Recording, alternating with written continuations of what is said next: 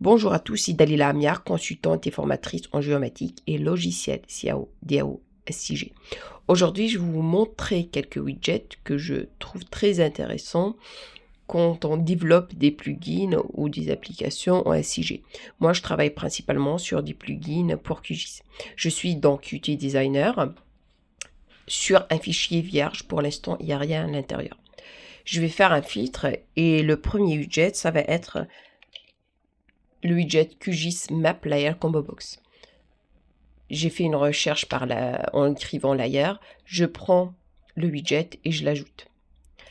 Ça remplace le widget Combo Box, tout simple, qui est assez difficile à utiliser, pas assez difficile, mais ça nécessite d'aller sur l'interface, rechercher toutes les couches ouvertes et les ajouter à la Combo Box, alors que ce widget que je viens de rajouter, ça va permettre de directement détecter ces couches. Ensuite, on a un autre widget. Je vais écrire projection et c'est QGIS projection sélection widget. Ça permet de choisir un système de projection. Et le troisième, ça va être un widget qui permet d'écrire des expressions et ça va être QGIS Field Expression Widget. Pour l'instant, il n'y a rien qui se passe, même si je clique dessus. Et il faut convertir ce fichier UI de Qt Designer en fichier Python pour votre plugin.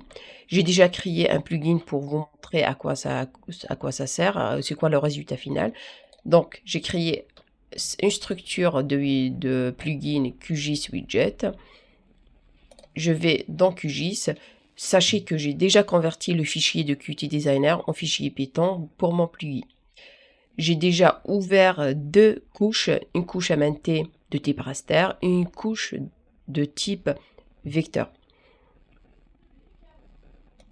Je clique sur l'icône de mon plugin que j'ai créé et j'ai directement la liste des couches déjà ouvertes et j'ai la possibilité de choisir dans la liste des SIR, des systèmes de projection que j'ai déjà utilisés, comme je peux choisir dans la liste de tous les SIR disponibles dans QGIS.